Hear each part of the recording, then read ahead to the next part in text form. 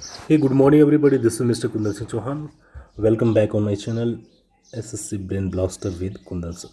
दोस्तों, मैं आज आप लोगों को सामने जो सीरीज़ लेकर के आया हूँ, ये किसी न किसी कॉम्पिटेटिव एग्ज़ाम्स में आए हुए क्वेश्चंस हैं। अभी तक मैंने आप लोगों को 250 से ज़्यादा क्वेश्चंस वो करवाए थे, near about 275 I think questions करवाए थे, वो वाले जो कि किसी भी एग्ज़ाम्स में आने की संभावना थी या वैसे क्वेश्चंस आए हुए थे।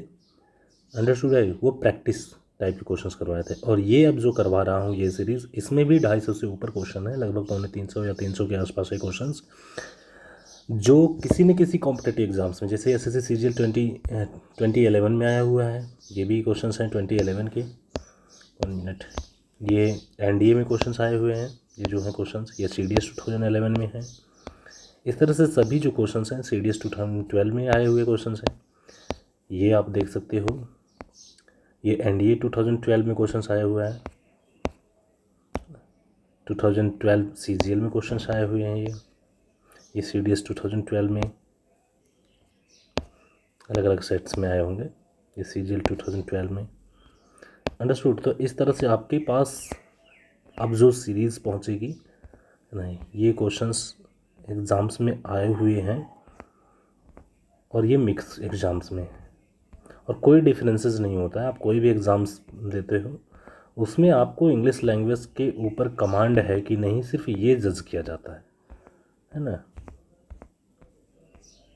ओके गाइस, तो अब हम बिना टाइम वेस्ट किए स्टार्ट करते हैं अपनी जर्नी। एक्सरसाइज नंबर 12 है, ये एल सीरीज चल रहा है। चलिए, क्वेश्चन नंबर फर्स्ट है दोस्तों। Senior doctor express concern about. देखिए, कंसर्न अबाउट का मतलब होता है किसी के बारे में वरी होना, चिंतित होना, है ना। वो फिजिशियंस, उन फिजिशियंस के बारे में रिकमेंडेड द वैक्सीन। फिजिशियंस के बारे में काफ़ी अपनी चिंता व्यक्त की है। जो सीनियर डॉक्टर है उन्होंने फिजिशियंस के बारे में ज़्यादा चिंता व्यक्त की है, जी जो वैक्सीन को रिकमेंड कर रहे हैं। अंडरस्टूड गए। तो ये रिकमेंडेड नहीं होगा, है ना, ये प्रेजेंट पार्टिसिपल्स में लिखा जाएगा, रिकमेंडिंग होगा। अंडरस्टूड गए। Next, question number 2। We have discussing all the known mechanism of physical growth.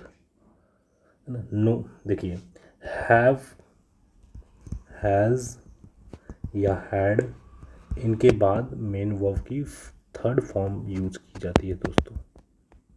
Understood. इनके बाद जब कोई वर्ब यूज की जाएगी तो कौन सी वर्ब होगी, मेन वर्ब की थर्ड फॉर्म होगी। अंडरस्टूड, हमेशा। तो यहाँ पे जो लिखा है ना डिस्कसिंग, ये तो प्रेजेंट पार्टिसिपल में आईएनजी फॉर्म में है, ये क्या होगा, discussed. Discussed. Understood. Question number 3। Children enjoy listening to ghost stories, especially on Halloween night। देखिए, children enjoy listening to ghost stories। कोई भी अगर दो नाउन साथ में यूज किए जाते हैं, एक नाउन यहाँ पे यूज किया जाता है दोस्तों, और एक नाउन मान लीजिए यहाँ पे यूज किया जाता है, तो ये नाउन ऑटोमेटिक इस नाउन को क्या करता है, या तो मॉडिफाई करता है या तो फिर ये कंपाउंड नाउन के नाम से जाने जाते हैं। तो जो फर्स्ट नाउन है ये कभी भी प्लूरल फॉर्म में नहीं लिखा जाएगा, यानी इसके साथ एस या ई एस जोड़ा गया है तो ये गलत होता है। अंडरस्टूड। ये हमेशा सिंगुलर फॉर्म में लिखा जाएगा। अब इसके मैं कुछ एग्जाम्पल्स बताता हूँ आपको। देखिए, जैसे कि आई सर्जरी, है ना, आई सर्जरी। अब यहाँ पे आईज सर्जरी होगा तो रॉन्ग हो जाएगा, आई सर्जरी होना चाहिए। Understood guys. 5 stars hotel, 5 stars hotel. अब होटल है, ये कैसा है, 5 स्टार है, तो यहाँ पे 5 स्टार्स नहीं लिखना चाहिए, ये गलत हो जाएगा। अंडरस्टूड, ध्यान रखिएगा, कभी भी इसमें प्लूरल नहीं होगा। या फिर और कोई ऐसे जो दो नाउन साथ में आते हों, ये कहते हैं ना कि ये 10,000 रुपीज़ का प्रोजेक्ट है ना। तो हम अगर उसको लिखेंगे तो 10,000 या 10,000 रुपीज़, या 10,000 भी बोल सकते हैं, है ना, वैसे पूरा ही लिख लो रुपीज़ प्रोजेक्ट। अगर हम ये लिखते हैं मान लीजिए प्रोजेक्ट, तो ये प्रोजेक्ट कितने का है, ये 10,000 रुपीज़ का है, तो यहाँ पे ये प्लूरल नहीं लिखा जाएगा। अंडरस्टूड, ये 10,000 रुपी प्रोजेक्ट लिखा जाएगा, या तो इसको और कह सकते हो 10,000 प्रोजेक्ट, है ना। अगर आप इलुस्ट्रेट करना चाहते हो थोड़ा एलोबरेट करके, तो रुपीज़ रुपी लिखोगे लेकिन एस नहीं लगाओगे। 10 रुपये का नोट, अगर मान लीजिए हम बोलते हैं 10 रुपये का नोट, अब नोट है कितने का है, 10 रुपये का है। वैसे अगर हम 10 का यूज करते हैं रुपीज़ के पहले, आई हैव 10 रुपीज़, 10 रुपी नहीं होगा, तब क्या होगा, रुपीज़ एस लगेगा, क्योंकि 10 यहाँ पे नंबर है, 10 ये क्या हो गया, प्लूरल हो गया, तो ये नाउन प्लूरल लिखा जाएगा। लेकिन अगर हम यही बोलते हैं कि 10 रुपये का नोट, नोट के बारे में बात कर रहे हैं, तो ये रुपी जो वर्ड है दोस्तों, इस नोट को मॉडिफाई करने के लिए एज एडजेक्टिव काम कर रहा है। अब तो एडजेक्टिव तो कभी भी सिंगुलर और प्लूरल नहीं होती, वो तो विदाउट एस के हमेशा यूज की जाती हैं। तो ध्यान दीजिएगा, 10 रुपी नोट लिखना गलत हो, रुपीज़ नोट लिखना अगर एस लगेगा यहाँ पे तो गलत हो जाएगा। और वैसे जैसे कि हम बोलते हैं कि आई हैव 10 रुपीज़, मेरे पास 10 रुपये हैं, तो ये सही है, एस लगेगा। लेकिन अगर मैं कहता हूँ कि मेरे पास एक 10 रुपये का नोट है, I have a 10 rupees note होगा। अंडरस्टूड गाइस, 10 रुपये का नोट है। तो ये चीज़ें ध्यान दीजिएगा, इसमें गलती किस तरह से की जा सकती है। फ़िलहाल यहाँ पे आपको एरर मैंने बताया था, डिस्कसिंग की जगह डिस्कस्ड हो जाएगा, सॉरी डिस्कस्ड, ये रिकमेंडिंग होगा, रिकमेंड किए जा रहे हैं।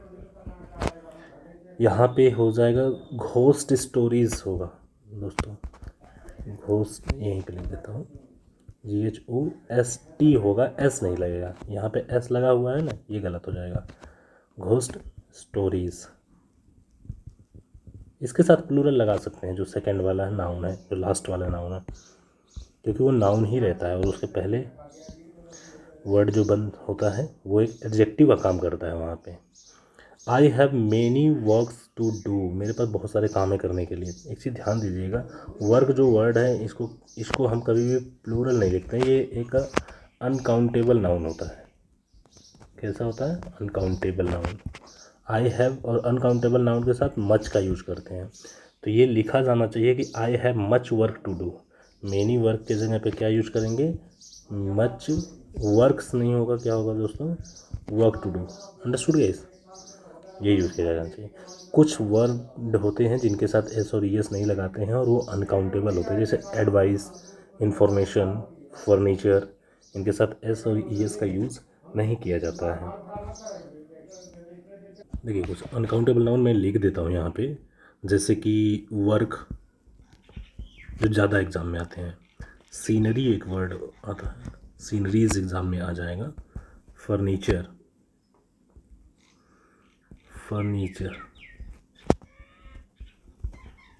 काफ़ी बार एग्ज़ाम में, पोइट्री भी आया हुआ है काफ़ी बार एग्ज़ाम्स में, पोइट्री। फिर फिल्थ का मतलब गंदगी होता है, FILTH, फिल्थ। ये एडवाइस काफ़ी बार एग्ज़ाम में आया है, सबको पता ही होगा अगर आप लोगों ने पहले प्रैक्टिस सेट वगैरह लगाए होंगे तो। फ़िलहाल अभी इतना ही, अगर आगे कुछ क्वेश्चंस आते हैं तो उनके साथ और इससे एक्स्ट्रा कुछ बताऊँगा। अंडरस्टूड, ये जो है ये काफ़ी बार रिपीटेड है ना, इन सब के साथ एस या एस का यूज नहीं किया जाएगा, ये सिंगुलर ही लिए जाते हैं, और इनके साथ मेनी का भी यूज नहीं होगा, क्योंकि मेनी का यूज़ तो काउंटेबल के लिए किया जाता है, ज़्यादा कोई चीज़ें हैं तो। इनकी जगह पे क्या होगा, मच का यूज किया जाता है। Understood guys, 1 minute.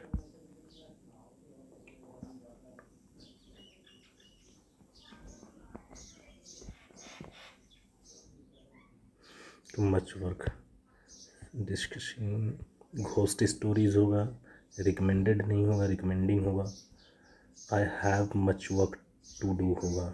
Next question number 5 देखिए, there are so many fills all around the place, इस जगह के चारों तरफ बहुत सारी गंदगी है। जी ध्यान दीजिएगा, गलती पूरा यहाँ से यहाँ तक है। पहली बात तो ध्यान दीजिए कि फिल्थ जो वर्ड होता है ये होता है अनकाउंटेबल नाउन, अभी मैंने आपको बताया था।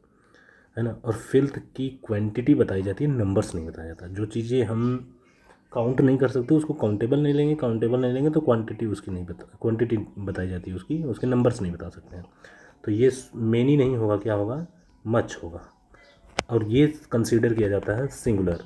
जब ये सिंगुलर कंसीडर किया जाएगा तो इसके साथ वर्ब भी सिंगुलर होगी, यानी सो के पहले इज़ का यूज किया जाएगा। There is so much filth, understood guys, all around the place, ये होगा दोस्तों।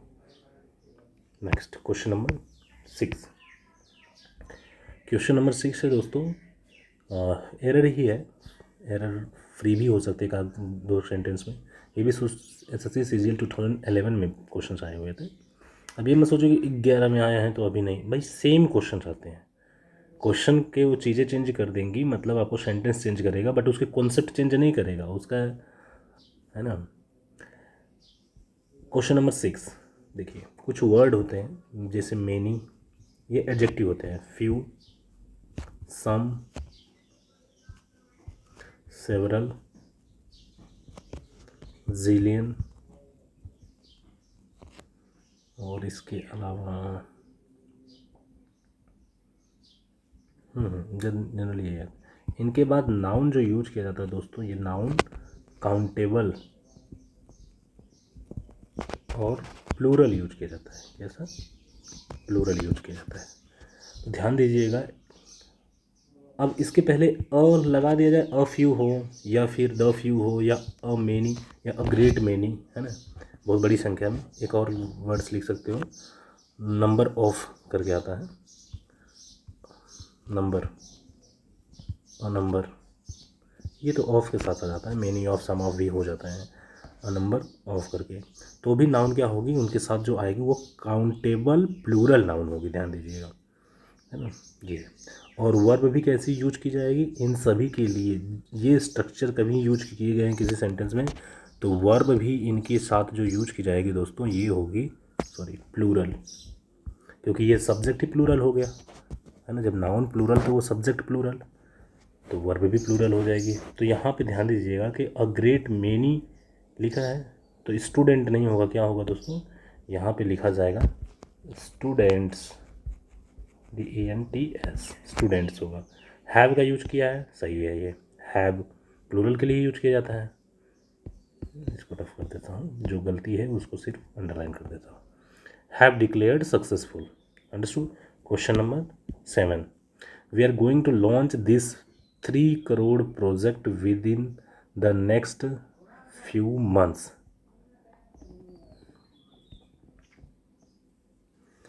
इसको रफ कर देता हूँ, ये नोट डाउन कर लीजिएगा आप किसी डायरी में या जो भी नोट्स बनाते होंगे उनमें।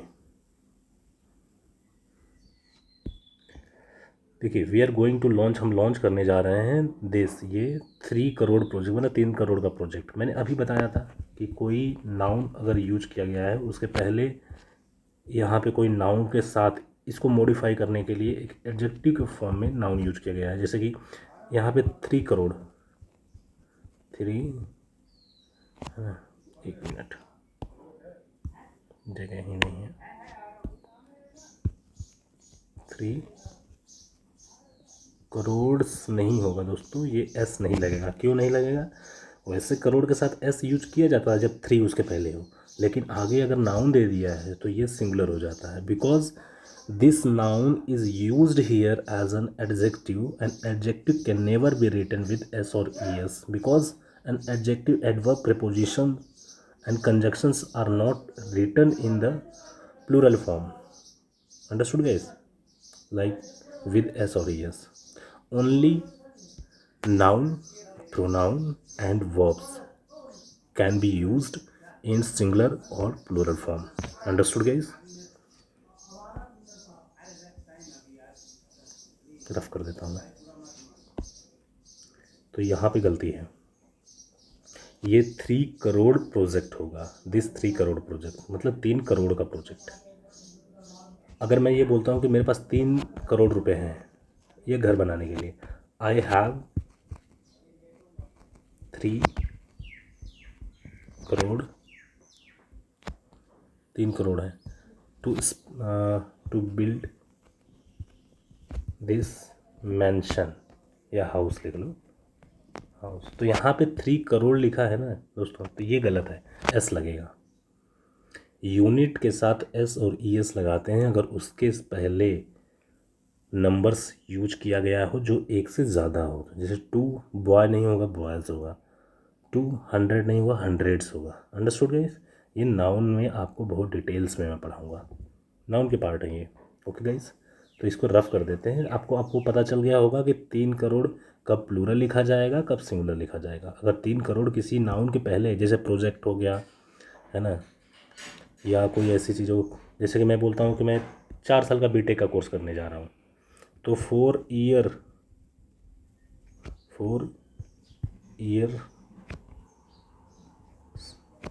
कोर्स, बीटेक कोर्स भी लिख सकते हो, कोर्स है ना, तो ये एस नहीं लगेगा, 4 ईयर कोर्स लिखेंगे। I have enrolled my self in the 4 year course on the based on the technology, ऐसे लिख लो मान लो।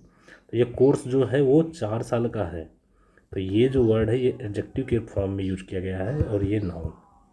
तो नाउन के पहले इसको तो सिंगुलर प्लूरल कर सकते हैं अगर ज़रूरत है तो, लेकिन इसको नहीं कर सकते हैं। समझ गया होगा आप लोगों ने। रफ कर देता हूँ मैं ये। देखिए, अगर एकदम से न्यू हो, आपको प्रिपरेशन करने स्टार्ट गए हो, तो ये सीरीज़ से पहले आप बेसिक्स पढ़ लो, है ना। वो मेरे चैनल पे जा कर के जो बेसिक मैंने पढ़ाए हैं उनको पढ़ सकते हो आप। उसके बाद यहाँ पे आओ।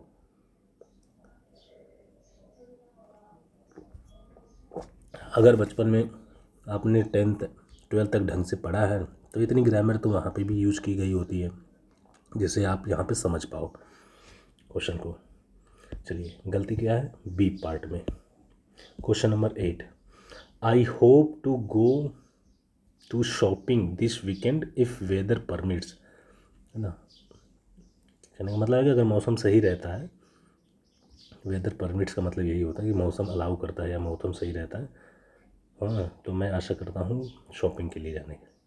गो फॉर शॉपिंग यूज कर सकते हैं, I hope to go shopping या go for shopping, go to shopping नहीं।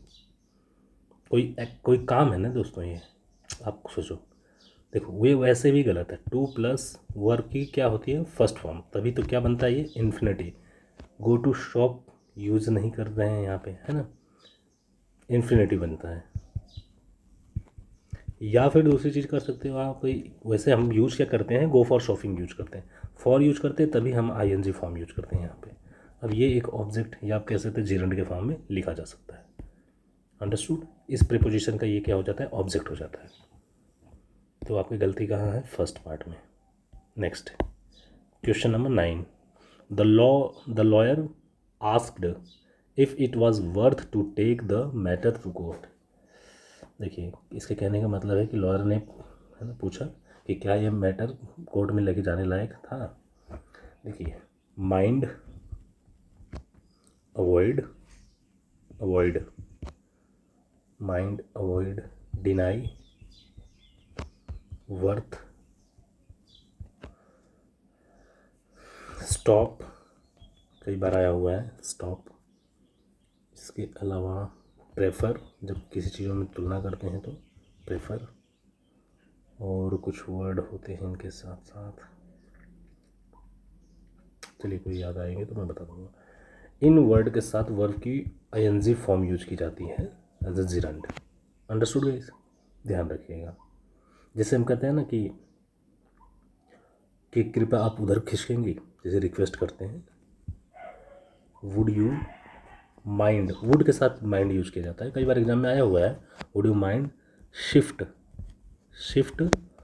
बिट, मतलब थोड़ा सा, अ बिट प्लीज़ यूज करो या ना करो, that is on your behaviour. Would you mind shift a bit please, क्या आप थोड़ा सा उधर शिफ्ट होकेंगी या खिसकेंगी। तो ये ध्यान दीजिएगा, ये गलत है। शिफ्ट नहीं होगा दोस्तों, क्या होगा, शिफ्टिंग, है ना, शिफ्टिंग। ये माइल्ड रिक्वेस्ट होती है। माइल्ड रिक्वेस्ट का मतलब एक पोलाइट लैंग्वेज में ऐसे यूज किया जाता है। शिफ्टिंग होगा, ये रूल। मैंने उससे बातचीत करना बंद कर दिया है। I have stopped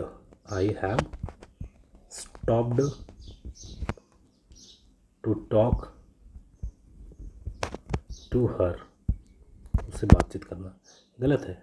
to talk use नहीं किया जाएगा, स्टॉप के बाद आईएनजी फॉर्म में यूज किया जाता है। Understood? Present participles, stop talking होगा, है ना। I have stopped talking to her. तो समझ में आ गया।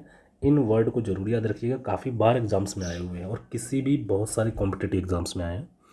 Weather you are preparing for the banking, defence या सिविल के एग्ज़ाम जैसे एसएससी वगैरह, सभी के लिए बहुत ज़्यादा बेनिफिशियल है दोस्तों।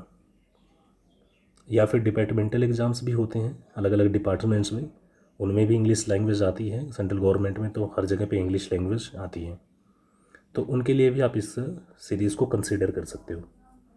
ओके, तब तक के लिए बाय। एक मिनट रुक जाइए।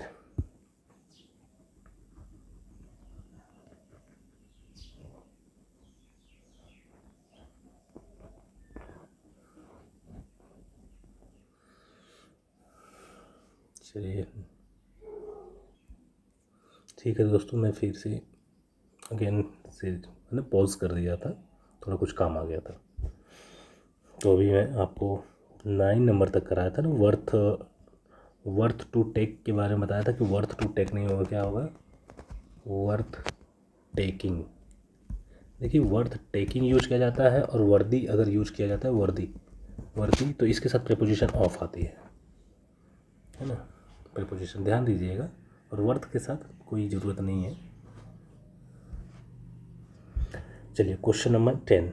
After a carefully investigation we discovered, हमने डिस्कवर किया मतलब पता लगाया, that the house was infested with termites. Infest with, देखिए इन्फेस्ट ये ध्यान रखते चलिएगा आप।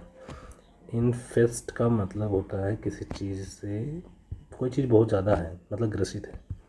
टर्माइट्स का मतलब वही होता है जो पेड़ ओड़ों में लग जाते हैं, है ना, घरों में। दीमक हिंदी में बोलते हैं, दीमक। इन्फेस्ट विद टर्माइट्स मतलब घर में बहुत सारे दीमक हैं, या हम कह सकते हैं कि इस चीज़ में या इस लकड़ी के उसमें दीमक बहुत सारे हैं। तो this table is infested with termites use करेंगे हम। इन्फेस्टेड विद का मतलब आप सब कह सकते हो कंसिस्ट ऑफ। जी, तो इसमें गलती क्या है? ये तो सही है, प्रपोजिशन इन्फेस्ट के साथ विद का ही यूज करते हैं, दैट इज़ करेक्ट।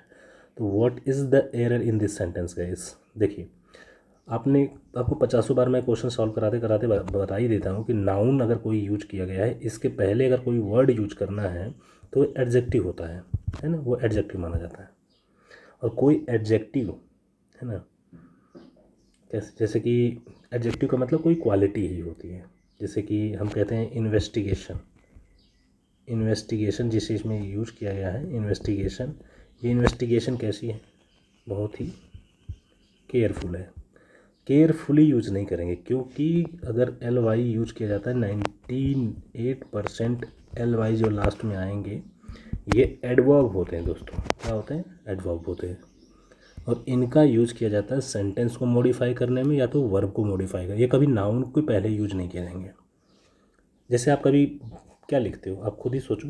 आप बेसिक लेवल पे जा कर के ब्यूटीफुल गर्ल लिखते हो या फिर ब्यूटीफुली गर्ल लिखते हो? ब्यूटीफुली ये क्या है? एडवर्ब है। ये गर्ल क्या है? नाउन है। अंडरस्टूड? तो आप ब्यूटीफुल गर्ल लिखते हो या ब्यूटीफुली? ब्यूटीफुल लिखते हो। ब्यूटीफुली गलत होता है, क्यों? क्योंकि ये एक एडवर्ब है और गर्ल क्या है? एक नाउन है। नाउन को एडवर्ब मॉडिफाई नहीं करता है। ये बेसिक चीज़ें पता ही होंगी आपको। रफ कर देता हूँ मैं इनको। इसमें गलती क्या है? यहाँ पे है after a careful investigation, careful, heedful, cautious investigation, है ना, वेरी सैरी इन्वेस्टिगेशन, डिस्क्रीट इन्वेस्टिगेशन, काफ़ी चीज़ें यूज कर सकते हैं इनको इसके सिनोनिम्स में। तो आप इनको नोट डाउन कर लीजिएगा। अब हम अग्रसर होते हैं आपके एनडीए के क्वेश्चंस की तरफ। ये एग्ज़ाम्स में एनडीए के कुछ क्वेश्चंस आए हुए हैं, वो मैंने लिया है यहाँ पे। एनडीए 2011 में आए हैं। तो हम स्टार्ट करते हैं 11 number question. We are meeting today afternoon. आज दोपहर को हम मिल रहे हैं।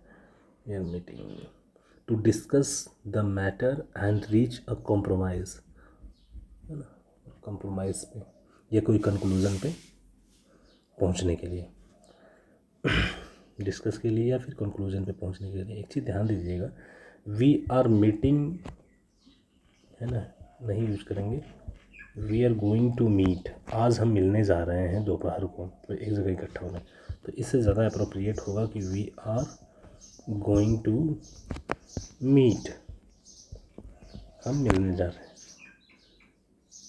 टुडे आफ्टरनून, किस लिए, to discuss the matter and reach a compromise. देखिए ये गलती है, आर मीटिंग के जगह पे हमें लिखना चाहिए are going to meet. Understood guys. Question number 12, either Ram और you is responsible for this action, इस एक्शन के लिए, इस कृत्य के लिए या तो राम या आप क्या हो, रिस्पॉन्सिबल हो, जिम्मेदार हो। ध्यान दीजिएगा, कभी भी कोई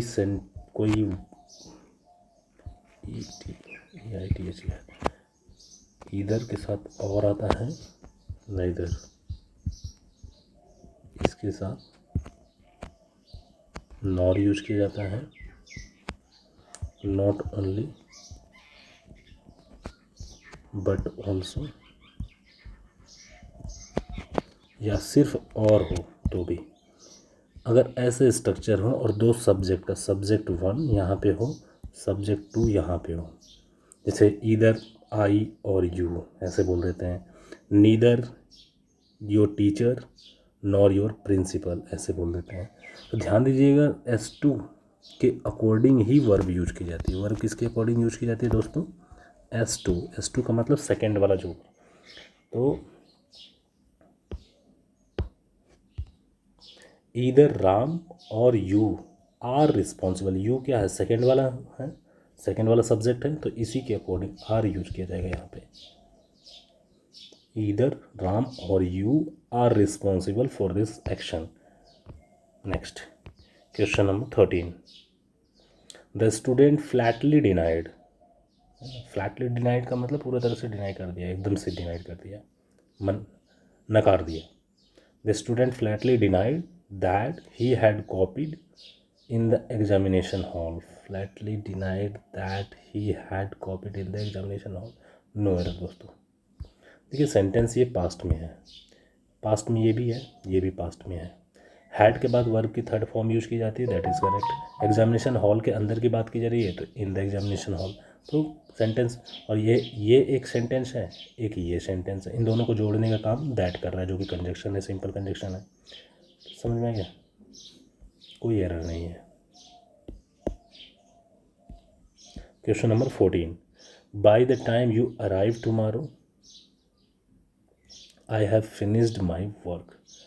देखिए कहने का मतलब होता है बाय द टाइम के साथ, चलो एक रूल ही बता देता हूँ, बाय द टाइम के साथ सिंपल प्रेजेंट हो, तो सेकेंड वाला जो सेंटेंस होगा इसमें क्या होगा, विल हैव, अब हैव है तो वर्ब की थर्ड फॉर्म आएगी, या फिर शैल हैव यूज किया जाएगा। बाय द टाइम के साथ, टाइम के साथ सिंपल अगर पास्ट हो, सिंपल ये तो प्रेजेंट के साथ हो गया, सिंपल पास्ट हो तो दूसरा सेंटेंस में क्या होगा, had only, had plus verb की थर्ड फॉर्म होगी।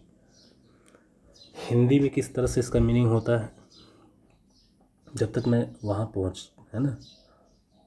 पहुँचता हूँ वो अपना काम ख़त्म कर चुके होंगे, है ना, तो जो ये फ्यूचर, कंप्लीट फ्यूचर एक्शन को बताता है। By the time you arrive tomorrow, कल जब तक तुम यहाँ पहुँचोगे, I have finished my work नहीं होगा दोस्तों, I shall have finished my work, shall have, understood, ये यूज किया जाएगा, शैल हैव प्लस वर्ब की third form. Next question number 15, the speaker stressed repeatedly on the importance of improving the condition of slums.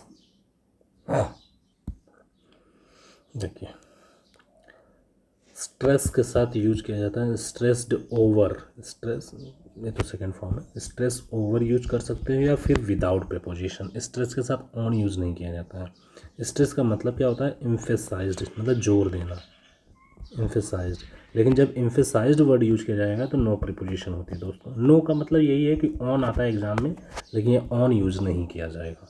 Without any preposition sentence will be correct. Understood guys? Question number 16, तो ये ध्यान रखिएगा। ये अभी इसमें क्या है? The speaker stressed repeatedly, bar bar stress दिया, मतलब बार बार उस पर जोर दिया किसी बात पे। किस चीज़ पे जोर दिया भाई? The importance of improving the condition of the slums, slums की कंडीशंस को इम्प्रूव करने की, है ना। तो ये ऑन नहीं होगा, या तो यहाँ पे ओवर लिखो या फिर विदाउट प्रपोजिशन भी ठीक है। The speaker stressed repeatedly over the, 1 minute. Next question number 16, इसको हम रफ कर देते हैं। ये जो आपको अभी ड्रामा बताया है मैंने। Question number 16 is on the way my dear. देखिए क्वेश्चन नंबर 16 है, the captain with the members of his time, sorry team, दिमाग भी कहीं और ही है। The captain with the members of his team are returning after a fortnight. इसी ध्यान दीजिएगा। द कैप्टन विद, कभी भी कोई दो सब्जेक्ट विद से जोड़े हों, एज वेल एज से जोड़े हों, इन एडिशन टू से जुड़े हों, एडिशन टू, या फिर टुगेदर विद हो, लाइक विद हो, मतलब विद होगा ही उनके साथ, या सिर्फ लाइक से हो, एक्सेप्ट से हो, या फिर एज वेल एज हो गया, बिसाइड से हो, बिसाइड्स एस, या अलोंग विद से हो, अलोंग विद। ये दो सब्जेक्ट मान लीजिए S1 और S2।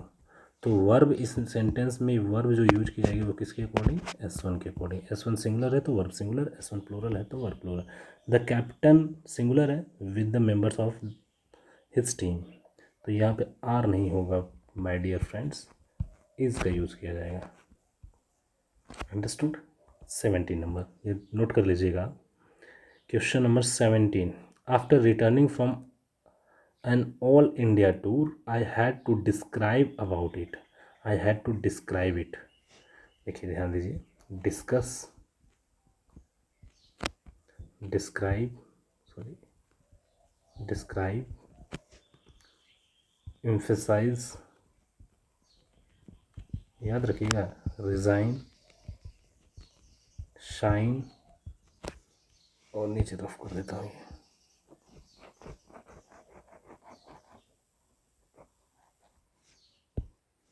शाइन रिजाइन हो गया। अटैक कई बार बता चुका हूँ मैं। कंट्रोल, अफेक्ट, और इनके अलावा कोई वर्ड ऐसा जो इन्वेड। इनके बाद ध्यान दीजिएगा, नो प्रीपोजिशन। क्या? No preposition. अगर ये वर्ब के रूप में यूज किए गए हैं तो यहाँ पे डिस्क्राइब अबाउट नहीं होगा। डिस्क्रिप्शन अबाउट हो सकता है या डिस्क्रिप्शन ऑन हो सकता है, डिस्क्राइब के साथ नहीं। Question number 18, the teacher asked his students if they had gone through either of the 3 chapters included in the prescribed text. देखिए ध्यान दीजिए, ईदर का यूज़ किया जाता है दोस्तों दो के लिए, नीदर का यूज़ किया जाता है दो के लिए, लेकिन यहाँ पे दिया कितना है? 3। तो ईदर के जगह पे क्या यूज़ करेंगे? Any one. अंडरस्टूड? या एनी ऑफ द 3 यूज़ कर सकते हैं, एनी वन यूज़ कर सकते हैं, या फिर एनी। Understood guys?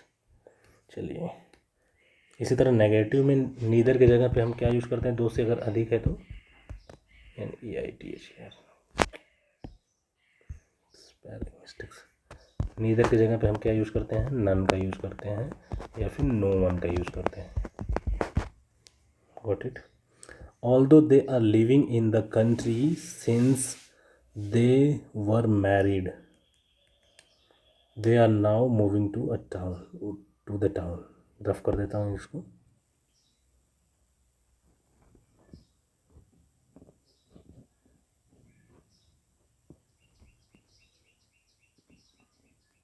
देखिए, although they are living in the country since करके दिया है। मैंने आपको एक रूल्स बताया था कि सिंस करके जो सेंटेंस आएगा इसके आगे ये सिंपल पास्ट होगा, सिंपल पास्ट, ये स्ट्रक्चर याद रखिएगा। और इसके साथ वाला जो सेंटेंस होगा ये प्रेजेंट का परफेक्ट होगा, परफेक्ट या फिर परफेक्ट कॉन्टिन्यूअस, परफेक्ट कॉन्टिन्यूअस। मतलब कहने का मतलब कि हैज़ या हैव प्लस वर्ब की थर्ड फॉर्म हो सकती है। अब बी का थर्ड फॉर्म बीन ही तो होता है, हैज़ बीन, हैव बीन जो लिखते हैं, है ना। या फिर आप ये कह सकते हो कि हैज़ बीन यूज किया जाएगा, हैव बीन यूज किया जाएगा प्लस आईएनजी फॉर्म के साथ, वर्ब की आईएनजी फॉर्म। तो आप देखिए although they are living in the country since, they are living नहीं होगा, दे हैव बिन लिविंग। अब यहीं पे लिख देता हूँ नीचे इसके, हैव बिन का यूज किया जाएगा। क्वेश्चन नंबर 20, ये याद रखिएगा, सिंस के साथ सिंपल पास्ट आगे आएगा, इसके पहले वाले सेंटेंस में जो यूज किया जाएगा इसके पीछे वो होगा प्रेजेंट का परफेक्ट कॉन्टिन्यूअस या परफेक्ट, दोनों में से कोई भी यूज कर सकते हैं। चलिए रफ करता हूँ इसको, क्यों होगा, कैसे होगा, ऐसा क्यों रूल बनाया गया है, ये सब चीज़ें मैं आपको चैप्टर वाइज क्लासेस में डिटेल्स में समझाऊंगा। Understood guys? Do you know, क्या आपको पता है, how old are you, you came here, when you came here, जब आप यहाँ पे आए आप कितने साल के थे, ये कहना पूछ रहा है ना कि डू यू नो। देखिए ध्यान दीजिए, जब हम दो सेंटेंस को जोड़ते हैं और उसमें कोई WH वर्ड हो या फिर हाउ, है ना, ये भी तो क्वेश्चन इंटरोगेटिव वर्ड हो, मतलब कहने का WH वर्ड या फिर हाउ, इन दोनों को क्या कहते हैं, इंटरोगेटिव वर्ड। तो ऐसे कोई इंटरोगेटिव जो क्वेश्चन पूछने के लिए यूज किए गए हों तो इनके बाद जो आता है सिंपल फॉर्म आता है। सिंपल फॉर्म, सेंटेंस का कौन सा फॉर्म यूज किया जाता है, सिंपल। इसमें इसका मतलब क्या, सब्जेक्ट, हेल्पिंग वर्ब अगर होगी तो हेल्पिंग वर्ब, फिर मेन वर्ब, फिर आगे ऑब्जेक्ट वगैरह जो भी लिखना है। और ये हेल्पिंग वर्ब और main verb according to sentence के टेंस के अकॉर्डिंग होगा। तो अब इसमें पास्ट की बात की गई है ना, ये बात पास्ट की कि जब आप यहाँ पे आए थे आप कितने साल के थे, मतलब पास्ट की बातें की जा रही है। लेकिन हाउ के बाद हाउ ओल्ड ये तो साथ में ही रहेगा। हाउ ओल्ड के बाद वर यू नहीं होगा दोस्तों, क्या होगा, you were, you were use किया जाएगा। अंडरस्टूड? सब्जेक्ट पहले आएगा, वर्ब बाद में आएगी। बिकॉज हाउ ओल्ड जो यूज़ किया गया है इस सेंटेंस को जोड़ने के लिए, तो ये एज ए कंजक्शन काम कर रहा है यहाँ पे। अगर ये इंटरोगेटिव एडवर्ब के रूप में काम कर रहा होता तो आप इन्वर्जन फॉर्म यूज़ करते हैं। Understood guys? चलिए तो आगे की तरफ अग्रसर होते हैं बात। हाँ जी, अब ये जो है क्वेश्चंस ये 2011 में CDS के पेपर से लिया गया है। जो CDS में क्वेश्चंस आए थे, यूपीएससी एग्ज़ाम कंडक्ट कराता है CDS का, है ना। इसके GS का लेवल अच्छा होता है। चलिए question number 21, young school students